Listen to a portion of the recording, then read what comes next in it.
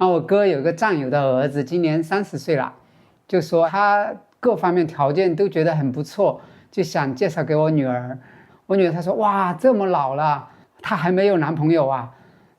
然后我就说哎，是我，他会不会是 gay 啊？我是说哎，如果是 gay 的话，可以介绍给我啊。然后我女儿她就说啊，老爸你要跟我一起抢男人吗？我叫张铎，我来自湖南邵阳，我在广州已经有28年了。我的童年是蛮无忧无虑的，爸爸妈妈对我学习是没有任何要求，我就属于那种野孩子，就到处山上跑啊，河里游啊，田野里面去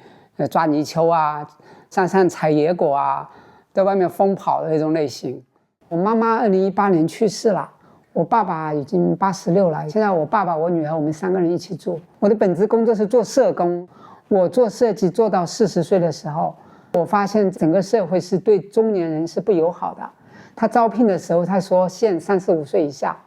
所以我就发现我已经是在别的行业已经很难找到工作了。这个问题现在是还是蛮严重的，但是公益圈呢，好像是对这个年龄来说相对来说是没那么歧视。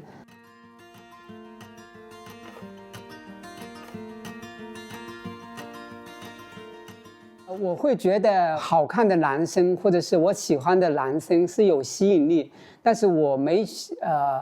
有去想那么深，因为我觉得我好像一直对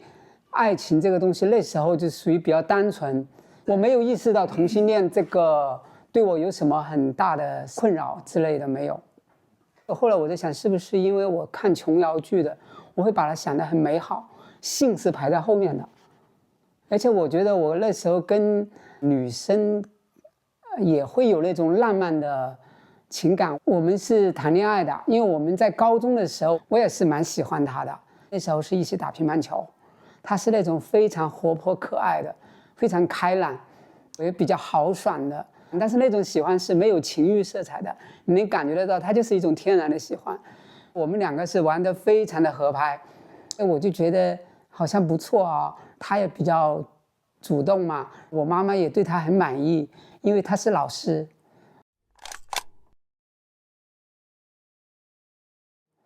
2002年就结婚了，刚在一起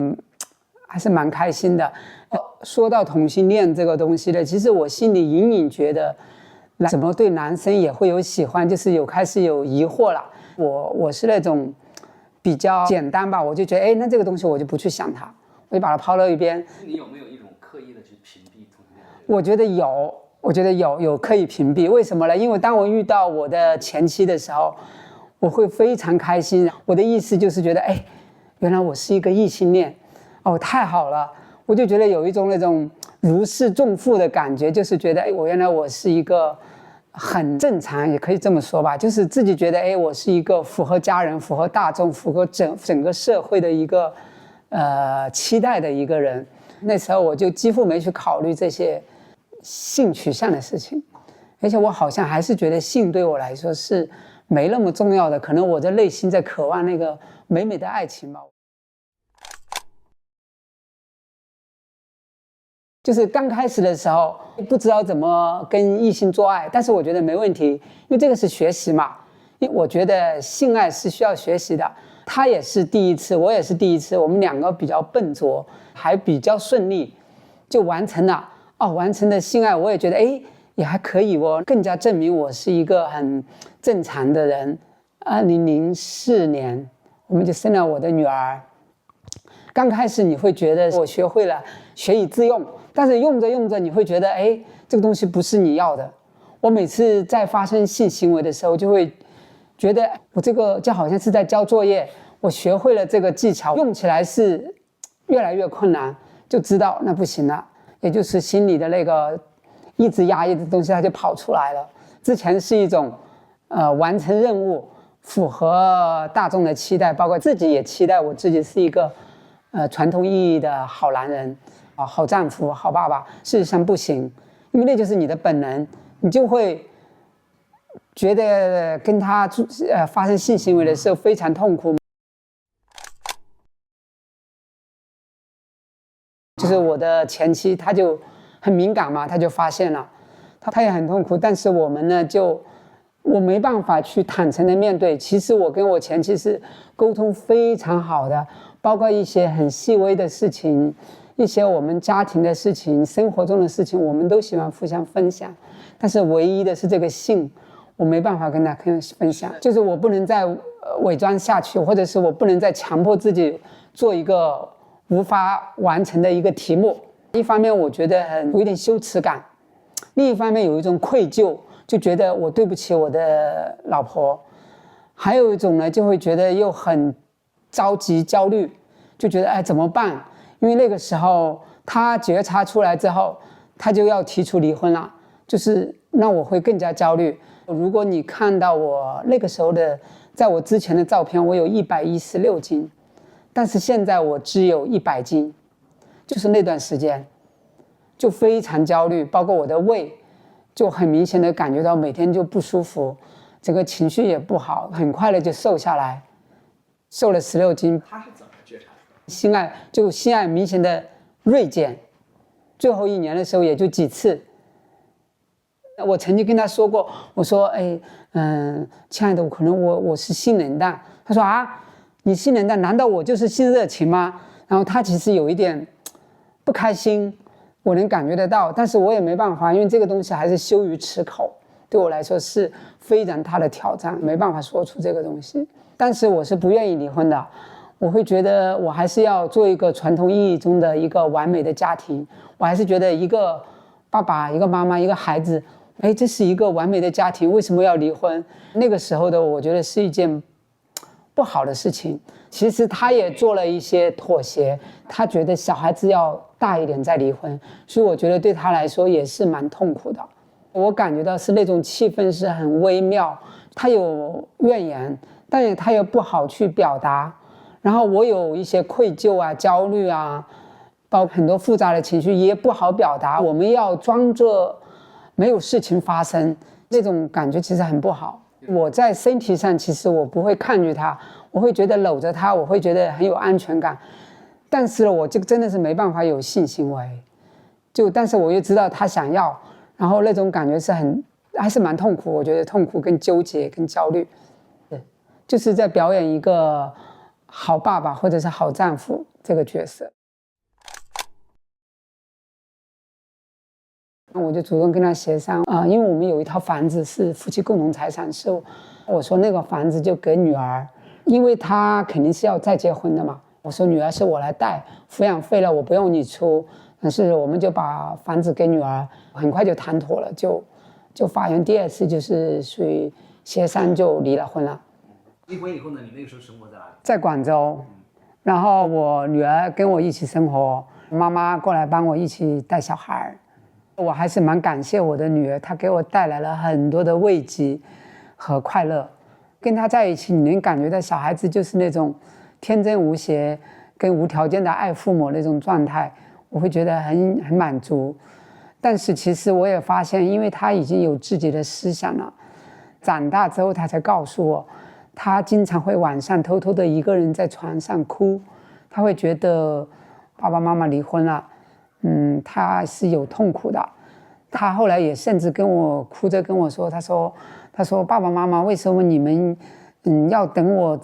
大了才离婚，为什么不在我婴儿时期你们就离婚，这样子我就没有感觉了，我就不会觉得离婚是很痛苦的事情了。也就是说他8、9岁的时候已经有自己的一些感受了。我在2016年的时候我要感谢同性恋亲友会，无意当中我不记得是怎么知道网上微信群有人在发，他就说有一个同性恋亲友会有一个观影会，当时还在天河那里火车站附近我过来看了也没觉得什么，但是当时我听到一个词叫做接纳，然后我就突然意识到那我没有接纳自己，这个性取向就是我人生的一部分，我为什么不好好的接纳它呢？然后我立马就明白了，我就觉得那我要去谈恋爱了，我要去找男朋友。我就很幸运，就在2016年的7月份就遇到了我的男朋友，我们就一见钟情吧。他就是我想象的完美的样子，我们就决定在一起。但是其实说到决定在一起，其实我时不时会跟他说，我们可能会分手。我总是把这句话挂在身边，我说说不定我们明年就会分手，我还是没有信心，因为我们身边没有一个完美的同性恋的案例可以参考。异性恋我们从小看琼瑶剧啊，就知道天长地久是指异性恋，没有人说同性恋是天长地久。什么百年好合，什么这些所有的美好的关于婚姻和爱情的词汇，都是形容异性恋的。同性恋我没有这方面的参考，可能我们也不会长久。我要感谢我的男朋友，他是一个非常坚定的人。包括那个时候我会很作，时不时会发脾气。去年他提出分手了，我们已经分了。因为我觉得是我还蛮作的，我还是蛮感谢他，8年来还是忍受我很多，给了我很多的接纳呀、包容啊。我以前跟我前妻谈恋爱的时候就不会出现什么问题，我跟他在一起就会变得很作，我会对他很多要求。没有什么羞涩的意义。他说他已经有新男朋友了，我也跟我女儿讨论过这个问题。我女儿她说你不用想到去挽回，因为他现在2个人才刚刚在热恋期间，你现在去就是也不是最好的时机，而且是给他添堵。说到我女儿，我觉得我女儿给了我很大的支持跟安慰。因为我女儿呢，她遇到伤心的时候，我会倾听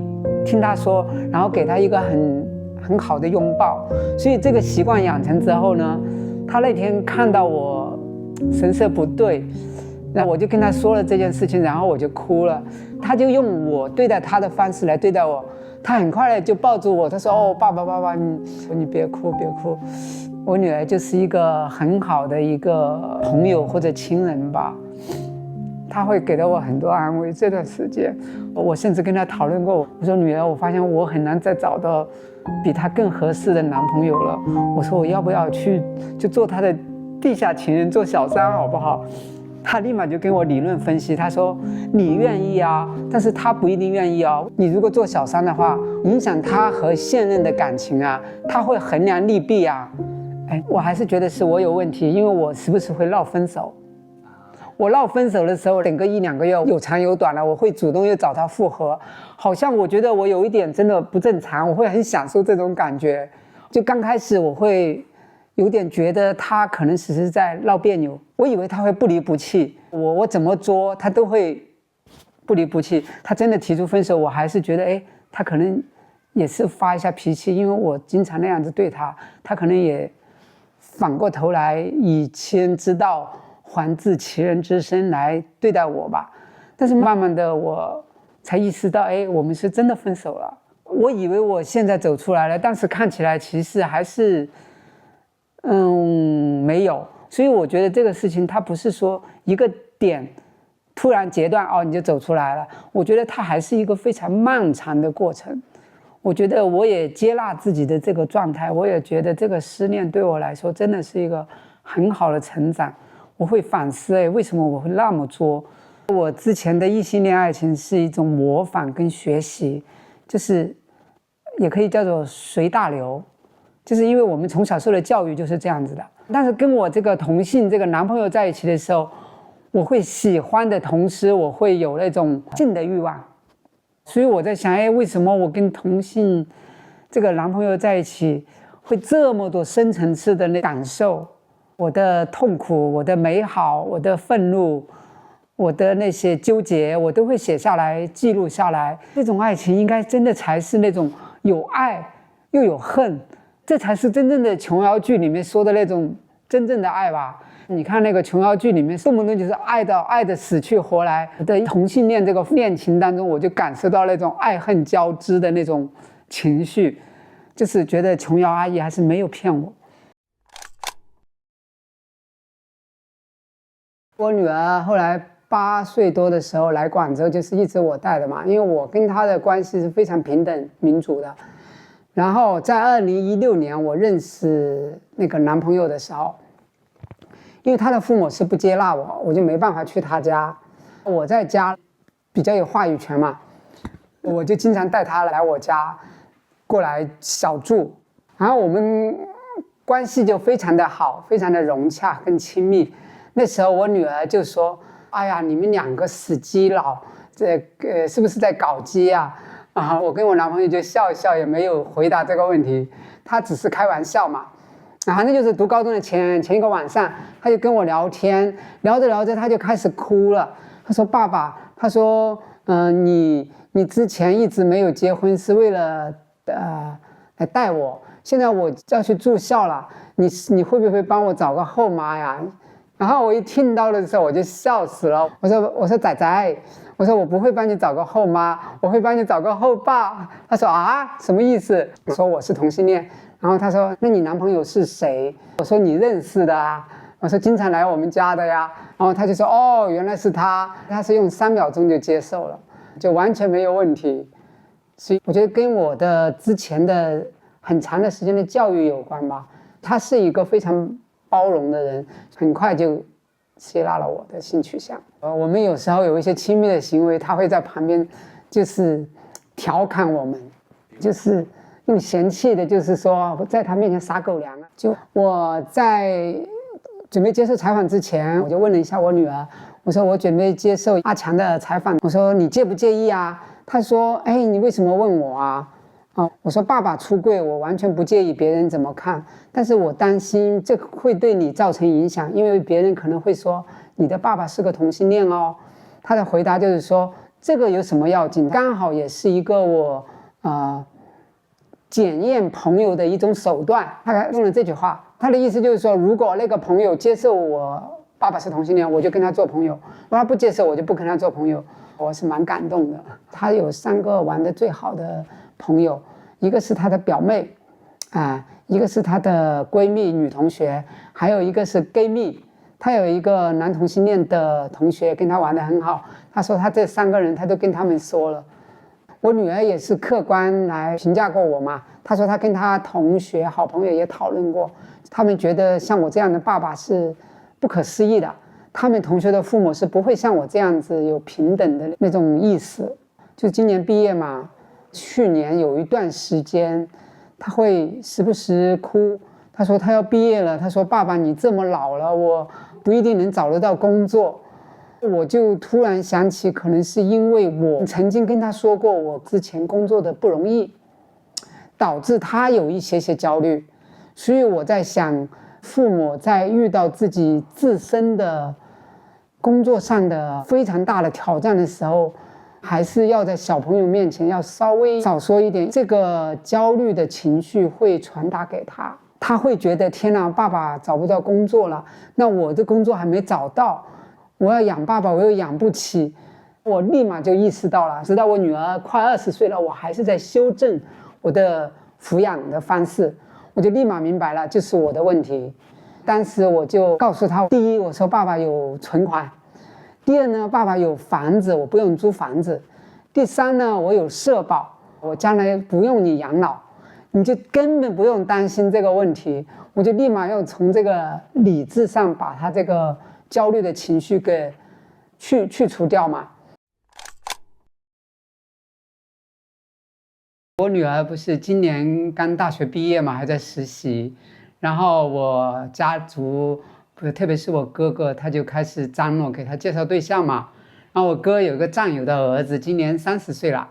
就说他各方面条件都觉得很不错，就想介绍给我女儿。我女儿她说哇这么老了，因为我女儿才21嘛，然后她说这么老了为什么她还没有男朋友啊？然后我就说哎是我，他会不会是 gay 啊？我是说哎如果是 gay 的话可以介绍给我啊。然后我女儿她就说啊老爸你要跟我一起抢男人吗？我当时就觉得好好笑，这个我们什么都可以谈，包括他现在有一个好朋友也是一个gay， 就跟他关系蛮好，而且我跟你说他那个 gay 的性格也是非常平和的。我说我最喜欢性格平和的男生，我说反正我现在也分手了，要不介绍女同学给我。他说啊，我说不行，他说难道要他做我的后妈吗？他说，反正我觉得这个也是当时一个玩笑，也是蛮好笑的。你的前妻有知道你是？他不知道，我也在想有没有必要告诉他。我问我女儿有没有跟妈妈说，她说她也没说，她好像觉得妈妈的思想可能是相对来说比较保守，而且她现在又有自己的家庭。因为我之前有愧疚嘛，我的愧疚就是觉得因为没有自我认同好，导致她涉入了这段婚姻。我觉得也对他来说也是一个失败的案例嘛，毕竟离婚他不说好跟坏，至少是一次失败的婚姻嘛。如果有机会，我愿意跟他表达我的愧疚，感觉他也有愧疚。为什么呢？他觉得他因为老公不能提供完美的性生活而提出离婚，其实对他来说他是也有愧疚的。如果我们两个坦诚公布的去聊天，我们彼此放下这个愧疚，也是一个很好的和解。